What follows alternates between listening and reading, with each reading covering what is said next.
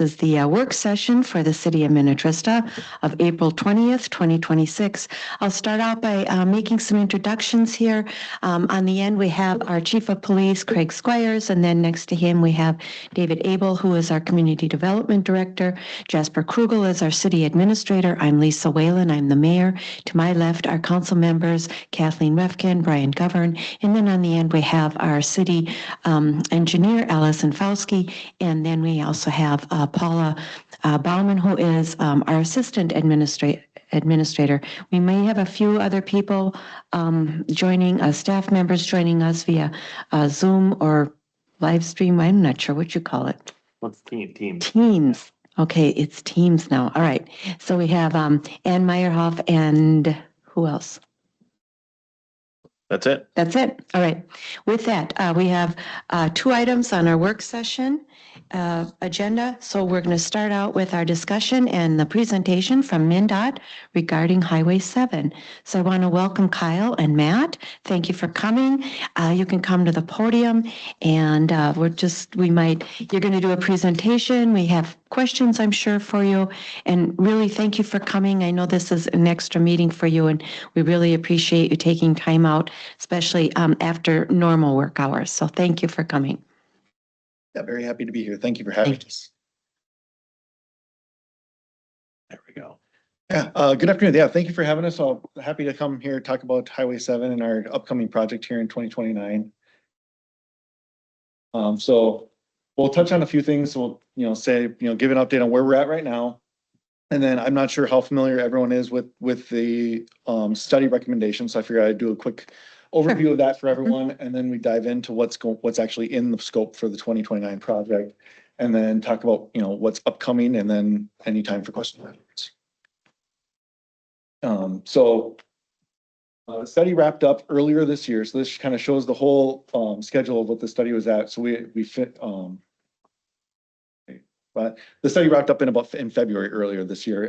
It's looked at 3 main needs of the vehicle safety, mobility, and then walkability and bikeability. And in those needs, we also looked at the crash history, current and future operations for the highway and the intersections, and then looked at different options for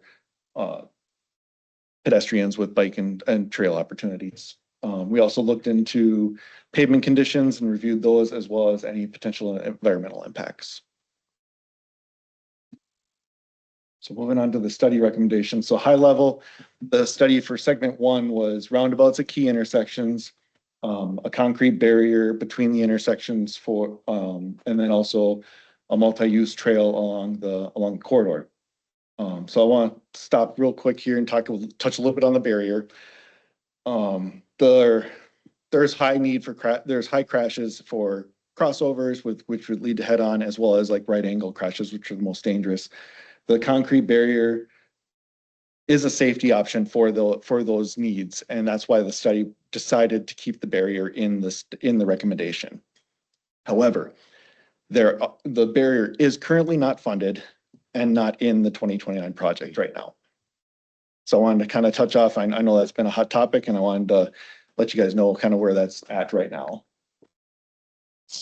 So overall with the study improvements, we've got, I'll kind of breeze through these. So the recommendations were a 3/4 intersection at Wildwood Avenue, a roundabout at Casa 92, a 3/4 intersection at Highland Road, and then an expansion of the roundabout at Kings Point Road, making it more of a multi-lane instead of the single lane that's as needed. And then roundabouts at County Road 44, 13, Minnetrista Parkway, a 3/4 intersection at Eureka, and then a roundabout at 41. So the segment 2, it does look more at the, so it was look more at the multi-lane roundabouts at key intersections on the west side of the segment. And then as you moved further to the east, it looked more at grade separations as well as interchanges. And then we looked at more improved modal or multimodal connections with trails. Looking at segment 2, you can see on the west side, we've got the roundabouts at Highway 41, Oak Street, and then at Christmas Lake Road, and then from there to the east, it moves more towards that grade separation with the one at our grade separated at Vine Hill, an interchange at Casal 101. Great, looks like grade separation at Tonka Wood, and then interchanges at Williston, and you get to 494. And obviously, Kyle, we're more interested in the segment, in Minnetrista. So, Absolutely. but could you just really quickly give us the definition of grade separation versus interchange? We know what roundabout means, but so just it might be kind of good to know. No, absolutely. Grade separation is when the highway goes either above or below the intersecting road and there are no ramps. And interchange would be where there's ramps connecting them together. Okay. And then here they are side by side.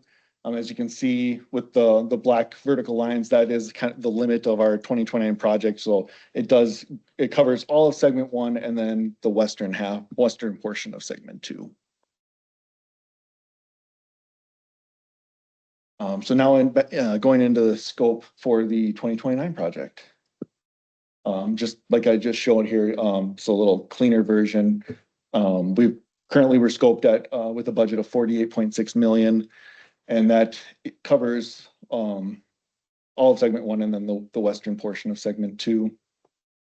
In the 2029 project, so this is a safety and pavement preservation project. So the pavement preservation would be a mill and overlay through the whole project limits. Constructions of roundabouts at Kasan 92, 13, and Minnetrista Parkway.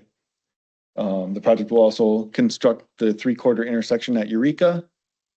And then we'll also have some trail connections from Casa 13 to Lake Minnetonka Regional Trail. For the segment 2 portion, we will be doing the scope has signal replacements at Highway 41 and Christmas Lake Road and not the roundabouts. Can you just go back to segment 1 for a sec? So Wildwood is going to be left alone, and then the current Kings Point roundabout, will that be left how it is with just the single lane roundabout? Yep. Okay. So we have signal replacements at 41 and Christmas Lake Road, and then we're gonna do some access modifications between 41 and Oak Street. And then we have the Mill Street Bridge being replaced. We've got some additional items that we wanted to mention that aren't as large as the roundabouts and the intersections, but there's Maplewood Road and St. Bonifacius where we've got constructing left turn lanes there. At Highland Road, we would be installing intersection lighting. At Oakland Street, we're going to construct a left turn lane. Oak Road kind of comes in at a weird angle, so we're going to make that more of a right angle and then convert the bypass lane into a dedicated left turn lane.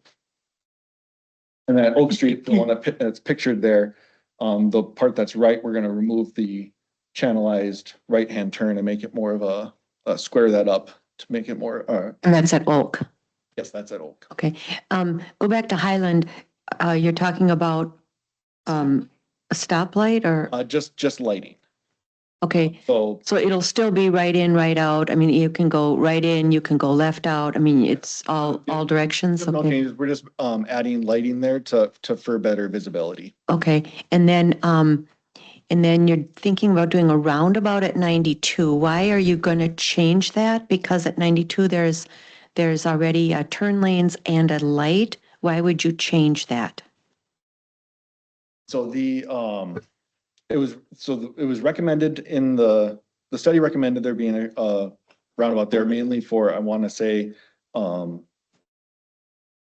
it's safer because it does slow down traffic with the light instead of a light there, and then also just moving traffic through it. Moving traffic through it.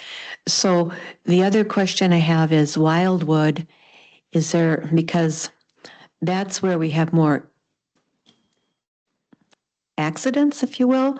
And then also with Hunter's Crest coming out. So Hunter's Crest comes out on the south side of 7, and then Wildwood comes out on the north side, a little bit lower. Is there any way you can shift Wildwood up and put a roundabout there? That would make more sense, and that would be safer for everyone. I think it's something that could be looked at. I don't know if it's it's not something we have funding for currently in the 29 project. Can we That do said, that instead of the roundabout at 92? I don't know. We might have to, I might have to let Matt weigh in on that, but, I Well, don't. I'm just looking at safety. I know you also look at traffic, mobility and keeping things flowing. So I get that part too. But we look we look more at safety. And it seems to me that that might be a better place to put your money right now if you're limited.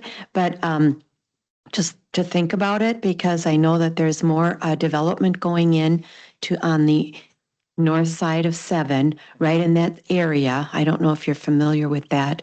But Yeah, I saw the development. review. okay, yeah. So, maybe that development could come out there as well, and there could be a roundabout versus all these other intersections with right in, right out, left in, all those things. Just might make more sense. I'm throwing that out for thought. No, yeah, it's something we can take back and look at. Okay, It's not something I can give you a definitive answer on tonight, unfortunately. right, yeah, But it is something we can go and and take a look at. Yep, and that's one of the challenges, is there's a lot of competing needs up and down this area. Trying to pick out as many as we can, as Kyle mentioned in the study, there's a number of intersections showing improvements all in one corridor. right. So it's just trying to make that incremental approach on doing as many as we can as possible with the funding that's available. If additional funding becomes available, evaluating what we deliver at one time. So, and that was going to be one of my questions. So, I know you're looking for another 11 million. And so what would you do with that 11 million then, if you got it? So I believe the TMO is asking for the 11.4 specifically at, they're looking for Christmas Lake Road. I want to say it was 41, and then, I thought it was Wildwood or Highland, one of the two. I can't remember off the top of my head.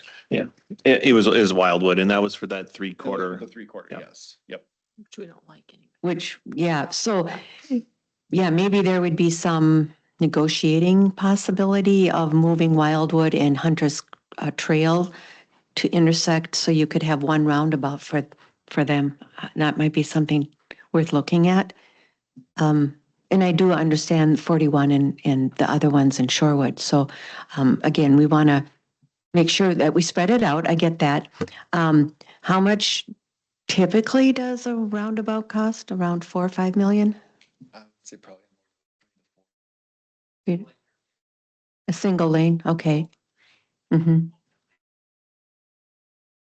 Well, we don't like multi-lane. No, residents are really bad at them.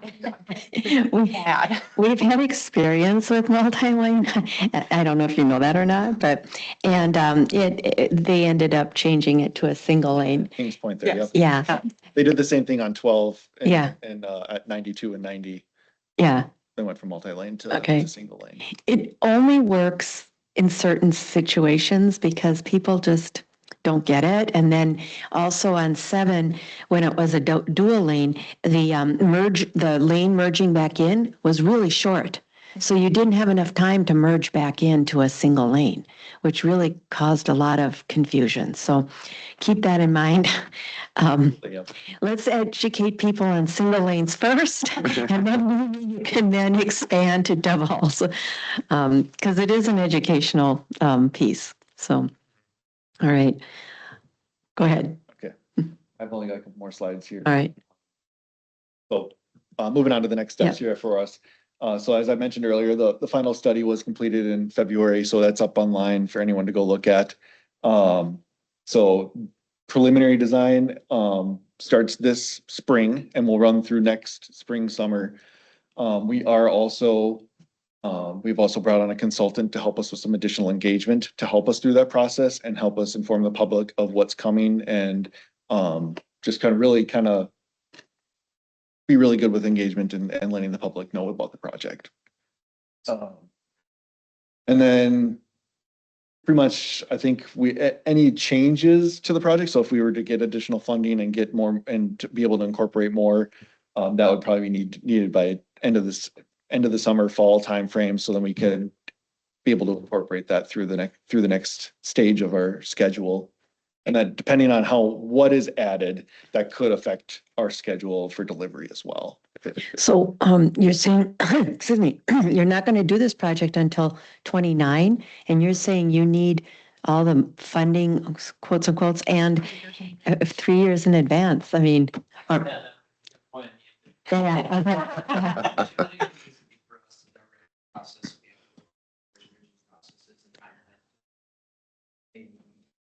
Anyway, we have to have all that identified 2 years before the project. oh, wow, okay, And so when the project is let means that's when the contractor is selected, not when great, it starts. So if you back that out, give our designers time to develop everything, figure out what those needs are.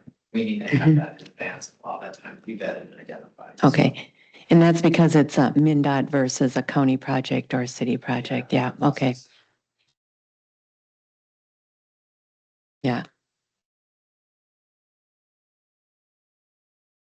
And, okay, and we are having a lot of right-of-way processes throughout our whole district as well. So with a limited staff, it just, you need more time. okay. So is the plan for this project just to route everyone over to 5 then? Yeah, that's, Oh my gosh, okay, yeah, we haven't, we're still too early in the design, in the project phase. I won't even say design phase because we're not super far in that, but in the project to really know traffic control at this point. Look for everything, take a look at where the traffic and where the origin destinations, what could be done under traffic, and then balancing out their construction staff on, if you close an intersection down, you can do it a lot faster for construction Right. versus trying to do it half the time. So balancing all those needs, seeing what the whole thing is, and then what that means for where traffic's gonna go for. Or okay, well, again, so when you do this project, you might not know this right now, but, and you're gonna be starting on the western edge of Minnetrista, going all the way to, through Shorewood. So the question is, do you do all of the intersections one at a time? Are they, I mean, I don't know how this works, because if you did them one at a time, the traffic flow is gonna be different than if you did them all together or kind of simultaneously.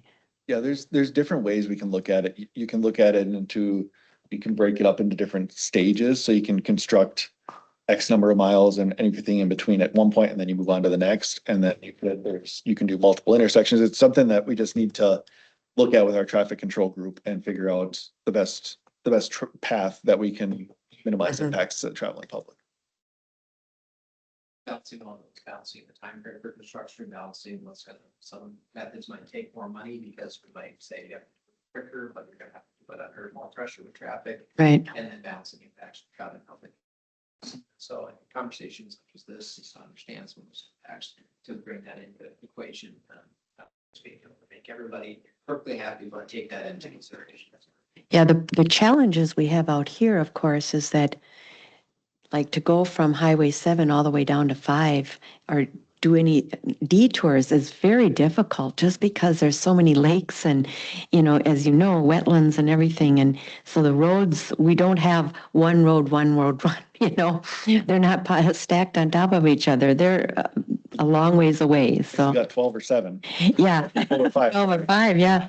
So I know that's a challenge. I mean, huge challenge. So, okay. You mentioned intermodal trail improvements with that. Is that managed by would those be run by the DOT, or would that be turned over to the Park District? That's a good question, because it would be on our right of way. Depends on the situation. Some situations we continue to own, other situations we need with an LUP where a limited use permit would be basically somebody else's to take care of, and they're just getting the right away these days. I'd have to touch base with our Ped group to see what was originally anticipated. Is the anticipation that it would be physically separated from the road? Okay. Just run parallel to it? Yes. You have to have it separated though because of the speed of 7 and the ADT, so yeah. Mhm.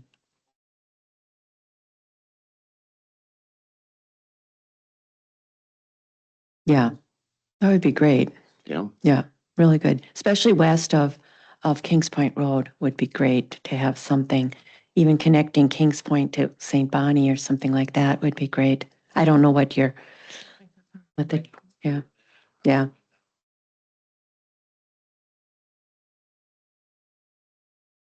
Yeah. Which will take a while. I know. Okay. All right. Yeah, no. Sorry to interrupt, but Leads yeah. me to my thank you and. All right. I can't think of any other ones. Any? Well, if all the questions on that are done, I was wondering if I could just ask a quick 7 related question. Do you guys know where I could direct a request to get 7 west of 41 transferred to a different road district? Right now, when it snows, west of 41, sometime where 7 goes through Minnetrista, Mhm. a lot of times it's 24 to 48 hours after the area east of 41 is cleared and salted before it's treated out this way. And I believe it's because it's in a different road district. And Our maintenance districts, our maintenance district boundaries don't always match up with our district boundaries. It's the same thing with 12 where District 3 actually maintains like I think almost all the way to Maple Plain. And our metro district goes all the way to Delano, the county line. So yeah, I can be that person for you, and I can try and just see what, ask the question. okay, that'd be appreciated. But Yeah, because it's been the last 2 or 3 snows, it's been solid ice for over 24 hours. and you're saying it was 44 or 41? West of 41. West of 41? Okay. Yeah, I think when 7 moves into Carver County is where it Oh, okay. It's real is sketchy. where the change is. Okay. Yeah, it might be different truck station. It might be the different district. I would have to go and look and see what could be causing it. Awesome. Appreciate it. Yeah. All right. So you need more money, basically. So again, our biggest concern is what access, and I think our residents, we've heard from many of them regarding the raised medians. So that's good to know that that's not in the plan. And then the other thing, of course, is we would be concerned about ride out only from some of our neighborhoods. It would create it would actually add more traffic to Highway 7. So those are things to keep in mind. We need, and then also because especially west of Kings Point Road, we're going to see more development, and there's going to be more traffic, and we're going to need more safe access to that. And that's why we really like to see more roundabouts eventually, and I'm sure you'll be looking at that. But the question would be, if you're going to be doing this, and now in 29, and then of course you're going to do more in future years east of here, when would you be able to come back and make additional safety improvements or roundabout improvements? When would that happen then? That is a very good question. It does help that it would be like intersection driven and not pavement driven, because once we come through for the mill and overlay, the main line should be good for 20 years, right? So, I don't have a great answer for you on when we would be coming back. It kind of would, I think it would really be driven by the safety of the intersections and what we're looking at. Okay. If we're seeing a big need, then I think that's when we would be looking at a project. All right. All right. Well, staff, any questions? The only one that I really have is, 44 is a concern. And Marywood, those two kind of are linked together. I think Marywood is supposed to be maybe a right in, right out at some point in time, but that's really contingent on something happening at 44, because that really would add a lot of commute time. To Lisa's point, like what would trigger that to happen? Like an improvement on 44, outside of the scope of the, pavement improvement project. Again, I think it would have to be operational and safety driven. So if we're seeing that that a roundabout there would help the operations of the intersection, and that maybe it's part of something bigger, like having if there were to be a median barrier to go in and restrict access somewhere else, we need to make sure we don't have to send them 2 miles down the road to turn around. So it could be partnered with something like that, but it would be more, I think, more driven by the safety and operational standpoint. And I have one last question. What can we do as a city to maybe help facilitate some of those safety improvements that we think are important? I don't know we haven't really prioritized them, but what can we do to help get that message to MinDOT and maybe get future funding and things like that? So I think the TMO would help a lot with the group that they've already formed, and then I think potentially even if they were to join the Southwest Coalition there. Otherwise, just advocating to MnDOT representatives as well, like myself and maybe my boss and others. So Who's your boss? Ryan Wilson, Okay, West yeah, Area yeah, Manager. okay. Mhm. One last thing. Yeah. Sorry. Does it make sense to work with our legislators on stuff like this? Like, It could, yeah. We get to go back and forth with legislators quite often. So it could be something that. And then also like kind of similar with the TMO going for bonding bills. That's another way to advocate as well. Mhm. Okay, yeah, I was in St. Paul. We were in St. Paul last week, the week before anyhow, in front of the House Capital Investment Committee requesting 11 million for your project. So we don't know. There were a lot of requests. A lot of requests. Really. Yeah. So, all right. That's it. And again, thank you for coming. We really appreciate it. And hopefully we'll have more discussions. So Thank you thank for you. having us. Yeah. Thanks for coming. Thank you. All right. So yeah, thank you. another one, really fun one is a Canada goose removal. Come on, David. Yeah, thank you, Madam Mayor and Council. We do have a request from one of our residents has reached out to the city. And through that process, we learned that the DNR has changed their permitting process to allow for specifically Canadian goose management or goose removal. They no longer need a wildlife management plan, and it's as simple as us issuing a letter to the DNR stating that we authorize the homeowner to go ahead and get a permit through the DNR to do goose management. And so before staff just started writing letters like that, we wanted to make sure council was okay with us doing so. And that's the purpose of bringing this to you tonight. If you're okay with that, we'll go ahead and get a letter out to the homeowner and to the DNR. We did talk to the DNR and confirmed that is their new process. And that's all it takes is a simple letter from the city that saying that they can proceed with the permit. The homeowner would get the permit. It's all on them. They'd bear the cost of the permit and all that goes along with that. So it's as simple as a letter from the city that says we're okay with doing so. So if you're okay with that, we'll do that. If not, we won't. So But what else, what other option would there be? well, yeah, they wouldn't, they wouldn't be able to get a permit. Oh, okay. I mean, Well, you wouldn't. And this is just for Canada geese, right? Right. And it's probably mostly, obviously, people that live on water, on the lake or whatever. Right, yeah, right now we only have one Request, resident, yeah. one request, Yeah. in for it. I don't know, the DNR's doesn't know where this is gonna go, if more people are gonna now try to get it or not. I They guess we don't just know. catch them? And then what do they do with them? Eat them. No, just kidding. That's Canada. I mean, I'm just- Okay, I don't know. what happens with this? I don't care. I'm fine with it. Do it, but like, what happens to them?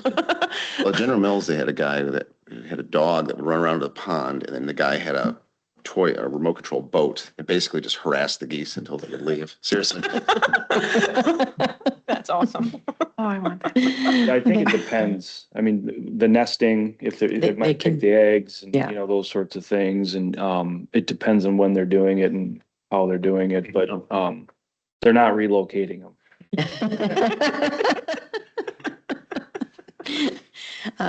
Yeah, I've heard people taking the eggs. Yeah. So that then, if they have one pair, it's not so bad, but if they have one pair and they have 10 goslings and now, it's like, ooh. Okay. And then does the DNR have like a standard letter that you can just copy? I mean, or? They don't. they It's so don't. new. We tried to get something from them and Okay. they don't. So we're just gonna put something together and send it and see if it's good Okay. enough. But we've tried, we've reached out to other communities that we suspected might have done this and They haven't yet, so Okay. we don't have a form. We'll just come up with something and send it off. Okay. Okay. I think that's I'm good. fine with Yeah, Sounds good. we don't need to make any of those decisions. Let the DNR do it. Okay. Thank you. Anything else then?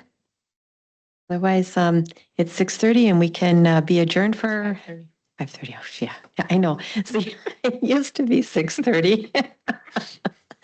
Okay, after so many years of 6:30. Can't teach an old dog new tricks. So anyhow, we can then be adjourned. Is there a motion to adjourn? So moved. Thank you. Kathleen, is there a second? Second? Thank you, Brian. All those in favor signify with aye. Aye. All those opposed, motion passes 3-0. And we are adjourned until 6 o'clock. 6:30, I think, 6:30. So we have an hour. Wow. Okay, go out and enjoy the sun.